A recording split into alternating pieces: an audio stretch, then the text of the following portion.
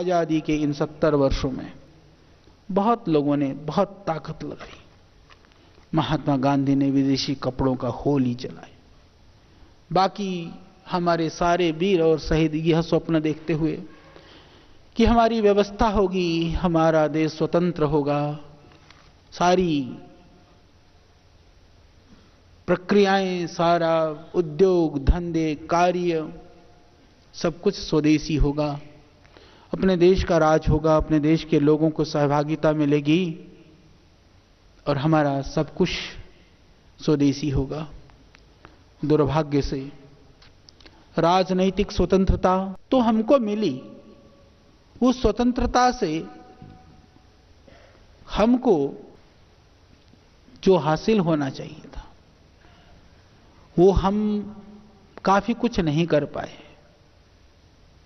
उसमें दूसरे का कोई दोष नहीं है। अरे मेरे भाई, जब अंग्रेजों का शासन था तब हमारे निर्दोष भाइयों पर डंडे बरसाने वाले भी हमारे ही भारतीय भाई लोग थे। ये कड़वी बात कह रहा हूं मैं। जो उनको डंडे बरसाने वाले लोग भी अपने ही थे, यानी कि अपने लोगों के ऊपर उन्होंने ही डंडे बरसाए थे। तो मैं ये कहना चाहता हूं कि देश आजाद होने के बाद में जो एमएनसीज के जकड़े में जो हमारे कंट्री की जो स्थिति थी, एक इस तरह का आभा मंडल बनाया गया था कि विदेशी वस्तु मतलब बेहतरीन वस्तु, विदेशी चीजें बेहतरीन चीजें और भारतीय कंपनियों की चीजें मतलब घटिया चीजें, कम क्वालिटी की चीजें। ये मानसिकता इतनी हमारे अंदर घिर चुकी थी। एक तो मानसिकता भी घिर गई थी और दुर्भाग्य से कुछ लोग बनाते भी घटिया थे। अभी कुछ दिन पहले, अभी 15 दिन की बात है, मेरे पास एक कंपनी वाला आया, कहने लगा जी हम एलोवेरा जूस बनाते हैं, आंवला जूस बनाते हैं, गोधन अर्क भी हम देते हैं, बनाते हैं। मैंने कहा अच्छा बेचते हो? बोले हाँ बिक जाता है। बोले आप लोगों की दुकानों में जहां आपका सामान नहीं हो जाता है वहां हम अपना बेच आते हैं। बोले हम चाहते हैं कि आपको हम दे दें, यहां से आप अपने सीधे दे दो। मैंने कहा भाई दिखाओ तो सही, ये सत्य घटना बता रहा हूं मैं आपको, और नोएडा की कंपनी है, नाम भी बता दूंगा। मैंने जब उनके ढक्कन खोले, गोमूत्र अर्क के अंदर एक टपा गोमूत्र नहीं, एलोवेरा जूस में एलोवेरा नहीं, आंवले के जूस में आंवला नहीं। एक तो होती है मिलावट 10-20% हो, एक बिल्कुल ही नहीं, नकली, पूरा ही नकली। मैंने कहा भाई तू मेरे पास लेकर के आया सैंपल, जब तू मेरे पास 100% नकली माल लेकर के आया तो दुनिया को क्या देता होगा? ऐसे लोगों ने इस देश का बंटाधार किया। हमको स्ट्रांग होना पड़ेगा, कड़क होना पड़ेगा। ऐसे नकली सामान बनाने वालों को चौराहे पर टांग दो, अपने आप बंद हो जाएंगे अगली बार से। ये कानून नियम व्यवस्थाएं हमारी स्ट्रिक्ट होनी पड़ेगी। सज्जनों को सताने के लिए 50 कानून की व्यवस्थाएं हैं, दुर्जनों को दंड देने के लिए हमारे पास एक ही कानून की आवश्यकता है कि जिससे कि वो दोबारा काम ना कर सके। तो पीड़ा होती है। तो इस वजह से भी हमारी देश की जो मान्यता थी, हमारी देश की जो प्रामाणिकता थी, वो कहीं लुप्त हो रही थी। एक तरफ षड्यंत्र, दूसरी ओर हमारी निकम्मेपन की वजह से हम दोषी हैं उसके अंदर। हमने गलत सामान बनाया, हमने क्वालिटी की चीज नहीं करी तो दूसरा तो प्रश्न उठाएगा ना। तो ऐसी स्थिति में यह देश बढ़ रहा था। और आप सब जानते हैं कि उन कंपनियों ने कितना षड्यंत्र किया, तुम कल्पना नहीं कर सकते हो। क्या तुम यह कल्पना कर सकते हो कि हमारी परंपरा में, आप लोग भी बहुत सारे गांव के पृष्ठभूमि के होंगे, अब भी रेलवे स्टेशन के बाहर जाइए, कई सारे बस अड्डों के बाहर जाइए, वहां नीम का दातुन और किक्कर का दातुन अभी भी बिकने के लिए लाइन पे लोग, गरीब लोग लेकर के मुट्ठी बांध करके छोटे छोटे बंडल बना करके बैठे होते हैं। इन विदेशी कंपनियों ने देखा कि जब तक इनको ये दातुन बेचने वालों को तुम खत्म नहीं करोगे तब तक तुम्हारा टूथपेस्ट नहीं बिकेगा। क्या कहा? कि ये प्रचारित कर दिया, अभी हम उसके ऊपर भी रिसर्च करेंगे क्योंकि हमारे लोग सुनते। बोला इससे जो है ना जो कुची होती है, दांतों की कुची होती है, बोले उससे मसूड़े छिल जाते हैं, दांत खराब हो जाते हैं, दांत खुरदुरे हो जाते हैं। एक तो इससे नहीं करना चाहिए, ये सॉफ्ट होना चाहिए, एकदम पेस्ट होना चाहिए। सारे हमारे कंकड़ पत्थर पिसा करके और उसमें डाल के, और पहले तो ये लोग कैल्शियम के नाम पर हड्डियां पीस करके डालते थे, बाद में वो थोड़ा बंद हुआ। तो सब गाय घोड़े खच्चर गधे सबकी हड्डियां सारी हिंदुस्तानी को खिला दिया, और सुबह उठ करके सबसे पहले वो हड्डी का स्वाद पूरा देश लेता रहा।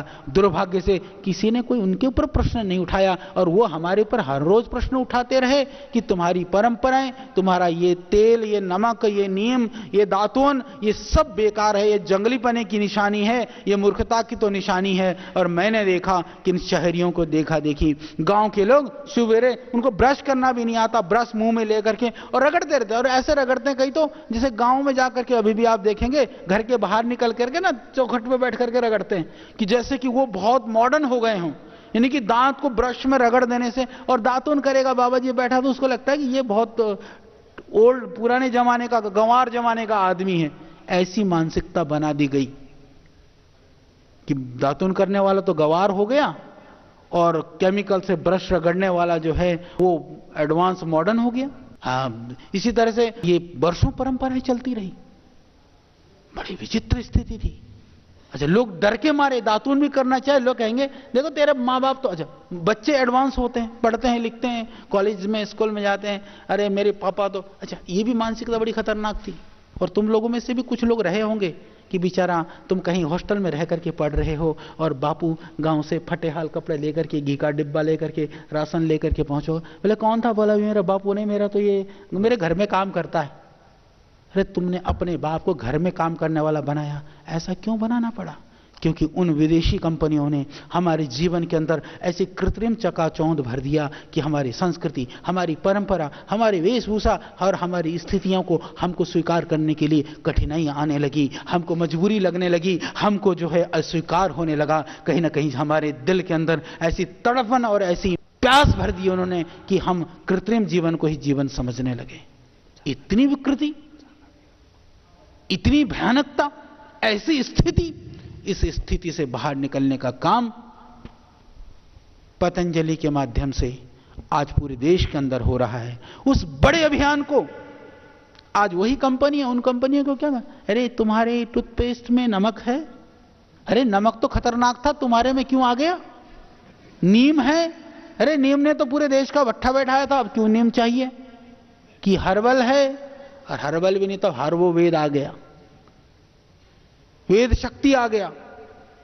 वेद की शक्ति तो है, पर उनको नाक रगड़ करके स्वीकार कराने का काम पतंजलि ने किया, श्रद्धेय स्वामी जी। तो उनको हमारे प्रति कोई रुचि नहीं है, हमारे प्रति कोई निष्ठा नहीं है।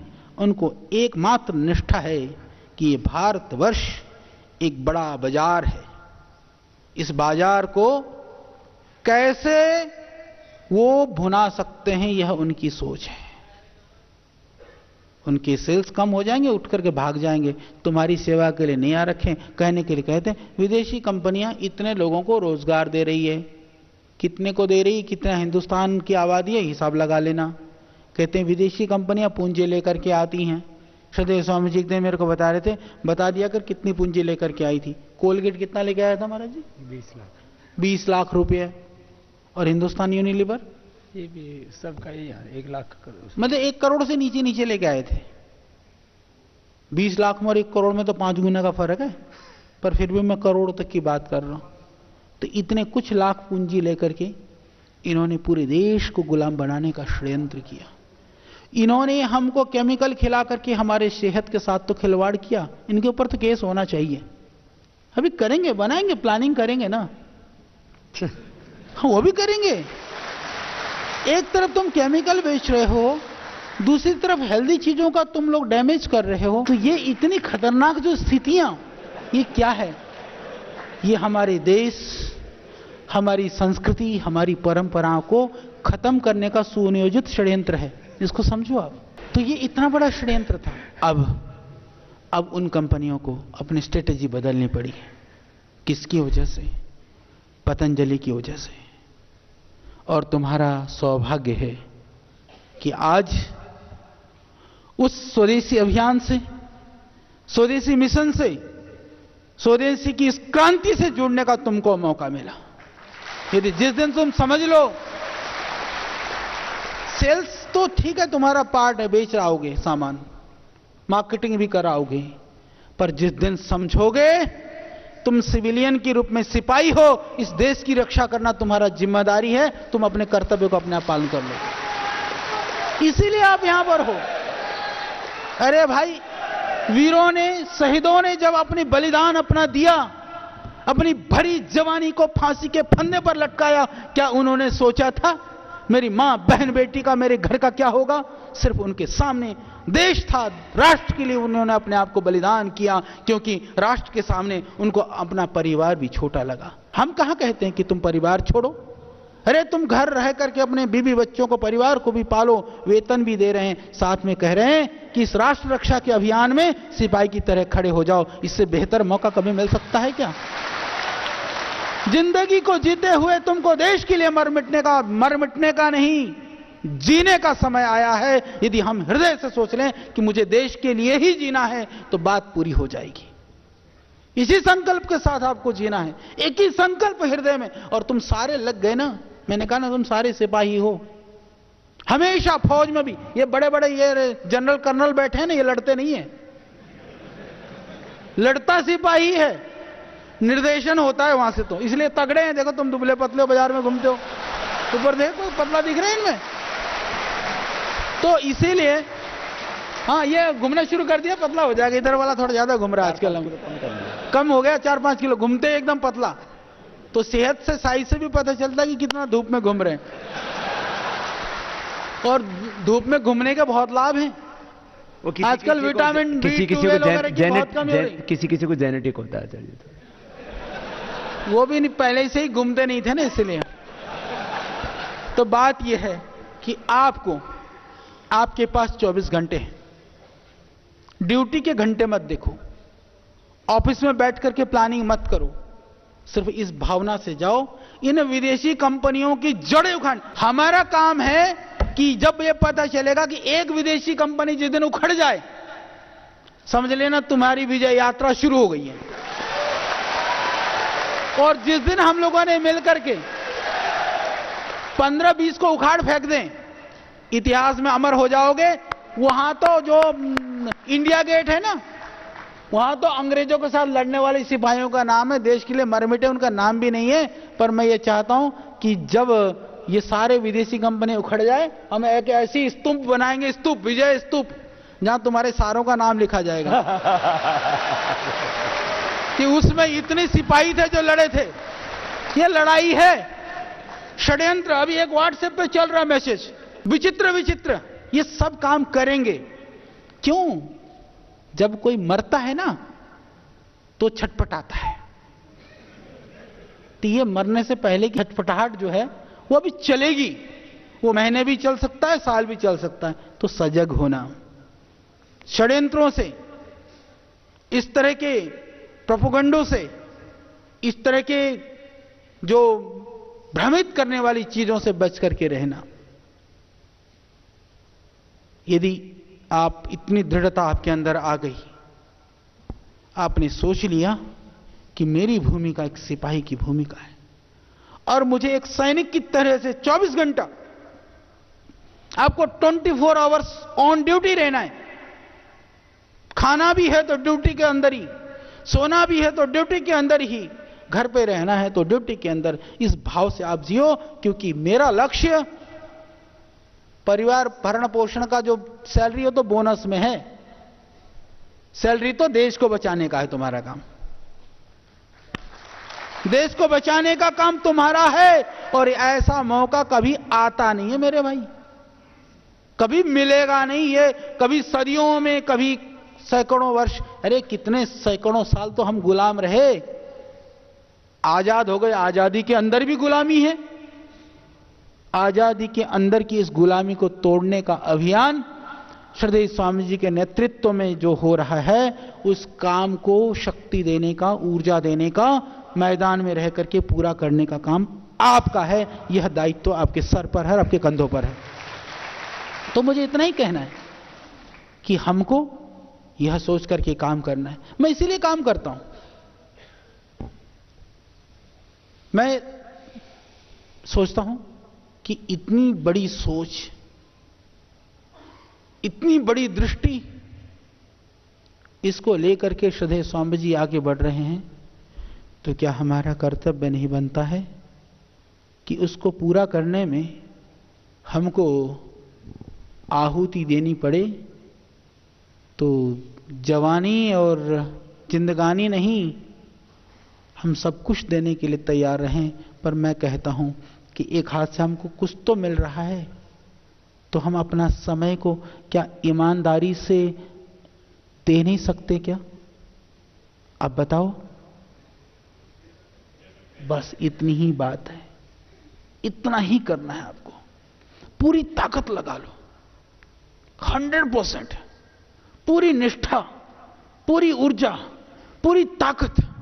मैंने कहा ना, आपके हर व्यक्ति के अंदर, मान लीजिए आप सबसे हो सकता है व्यक्तिगत रूप से हम एक एक से मिल पाए या ना मिले, परंतु आप ऐसा कर सकते हो, आप जिससे भी मिलो उसको आपकी शक्ल के अंदर बाबा जी की शक्ल लोगों को, दुनिया को दिखाई दे। आप ये कर सकते हो। ऐसा तरीका बनाना, ऐसा आपको बनना है, ऐसा आपको करना है। बस इस भाव से यहां से जाना, लोगों को समझाइए, बताइए। देखो, दो काम हम ईमानदारी से करेंगे। यहां से दो काम हमारे हैं। पूरी ईमानदारी से और पूरी दृढ़ता के साथ में कोई भी उत्पाद पतंजलि का होगा, वो दुनिया का बेहतरीन क्वालिटी का होगा। ये ध्यान रखना हमारा काम है। आपको हम नहीं कहेंगे घटिया चीज बेच कर खाओ स्वदेशी के नाम पर। दूसरा हम काम करेंगे मूल्य के रूप में, उसका जो प्राइस है हम भरसक प्रयास करेंगे कितना न्यूनतम हो सकता है, उसके हिसाब से उस मूल्य को न्यूनतम करने का प्रयास करके कम से कम रखा जाएगा। जब दो चीज, अद्भुत चीजें तुम्हारे पास मिल गई, दूसरा कोई है नहीं लेकर के उस सामने खड़ा भी हो सके, तो फिर तुमको तो मजा, आनंद आना चाहिए पतंजलि के नाम से। तो फिर आपको एक उत्साह, एक उमंग और आसमान में उड़ते हुए इस अभियान को पूरा करने के लिए लग जाना चाहिए। बाकी काम तो फिर तुम्हारे अपने आप हो जाएंगे। लोगों को पता चलेगा कि ये पतंजलि का कर्मठ कार्य करता है। अरे जिसका ब्याह नहीं हो उनका ब्याह भी हो जाता है आराम से। और इतना ही नहीं, बाबा जी यहीं से आशीर्वाद देते, बच्चे भी हो जाते हैं। और बच्चे हो तो निठल्ले नहीं पैदा होंगे, अच्छे बच्चे पैदा, अच्छे बच्चे होंगे। क्योंकि जो तुम अच्छे बनोगे, मेरे पापा देखो कितने अच्छे हैं, कितने अभियान के लिए लग रहे, उनको भी गर्व होगा। बोले बापू तो बोले करता तो बाबा जी क्या, बोले छिप छिप के बोतल चढ़ावे और मौका मिले तो मुर्गे की टांग भी तोड़े। फिर गड़बड़ हो जाती है बात। तो इसलिए ऐसा आदर्श हो कि सीना ठोक करके आप कह सके कि मैं दुनिया का बेहतरीन इंसान हूं, तो दुनिया का सबसे बेहतरीन काम भी मैं करता हूं और तुम्हारे बच्चे भी कहे बापू ऐसा ही करता है। इतनी बात मेरे को बतानी थी। तो जहां कहीं थोड़ी बहुत धूल हो, कहीं कीचड़ हो, कुछ थोड़ी बहुत सफाई की जरूरत हो तो सफाई कर जाना यहां से। और यहां से जाने के बाद में आपकी जो मूर्ति है ना, वो एक मंदिर की मूर्ति की जैसे बन करके एकदम निष्कपट, निष्कलंक, निश्चल, पूर्ण पवित्र, पूर्ण शांति और आनंद में। और दूसरी बात क्या होती है, अपने आप भी छोटी छोटी परेशानी हो जाती है, कोई घर की है, परिवार की है, चीजें हैं, अरे दुनिया है ना, ये चीज तो लगी रहेंगी। वही परेशान हो जाता है आदमी। भाई घर में थोड़ी सी बीवी ने धमका दिया, वो जाकर के काम ही नहीं कर पाता, वो थर थर थर थर कांप रहा है। अरे गड़बड़, तू सही है तो डर मत ना, प्यार से समझा दे भाई। फिर शाम को बच्चे ऐसा करेंगे, जाते ऐसे रूप दिखाएंगे। अरे मेरे भाई, उसमें तो और बढ़िया काम होने चाहिए। जितने भी बड़े बड़े महापुरुष हुए ना, सुकरात से लेकर के दूसरे, सबको बीवियों ने बड़ा धमकाया। तुलसीदास को भी, नहीं तो रामचरितमानस की रचना ना होती। तो उसको धमकी को भी समझ लो कि वो भी तुम्हारी उन्नति के लिए है, और कोई बहुत प्यारी है तो समझ लो वो भी तुम्हारी उन्नति के लिए है। तो उन्नति में, इस समृद्धि में, इस अभियान में विघ्न नहीं पड़ना चाहिए। सीधी सी बात ये है, उनको निभाए जाओ कर्तव्य को। पर इस काम को बेहतरीन ढंग से आपको करना है। तो हमारी बहुत शुभकामनाएं आप सबके लिए, और हमको ऐसा ऐसा शुभ शुभ मिले समाचार, और आप पूरे जीवन भर जुड़ो। हमारे यहाँ जो है, हम रिटायर्ड भी नहीं करते। जब तक तुम्हारा अंतिम श्वास है ना, हम नहीं छोड़ेंगे। तो आप बहुत बेहतरीन काम करिए, और हमारी बहुत शुभकामनाएं हैं, और हमको विश्वास है, क्योंकि जैसे मैंने कहा कि आप हमारी सिपाही हैं, आप हमारी ताकत हैं, आप हमारी ऊर्जा हैं। बस ईमानदारी, पुरुषार्थ, पुरुषार्थ इतना होना चाहिए। उसके लिए मैं हमेशा एक चीज सोचता हूं कि जितनी तुम्हारी शक्ति है, जितना तुम्हारा सामर्थ्य है, उस सामर्थ्य का 100% प्रयोग होना चाहिए। उसको बचा करके मत रखना। प्रतिदिन पूरी ताकत लगा करके आप काम करिए, परिणाम अपने आप आएगा। ध्यान रखना, यह कर्मफल सिद्धांत जो है ना, यह पूरी धर्मों में, संप्रदाय में, मत पंथ में, सब जगह पर है। किया हुआ कर्म का फल मिलेगा ही मिलेगा, बच नहीं सकते। तो जब मेरे सामने कर्तव्य है, उसको मैं कर डालूंगा, इसकी परवाह मत करो कि बहुत बड़े जग में पानी हो और एक चम्मच मीठा डाल देने से क्या पानी मीठा हो जाएगा, परंतु बाद में मीठा करने के लिए एक चम्मच कम डालना पड़ेगा, ये मान करके चलो। तो हमको इस तरह से काम करना है। तो आप लोगों को बहुत शुभकामनाएं, बहुत बहुत धन्यवाद। भारत माता की, भारत माता की, वंदे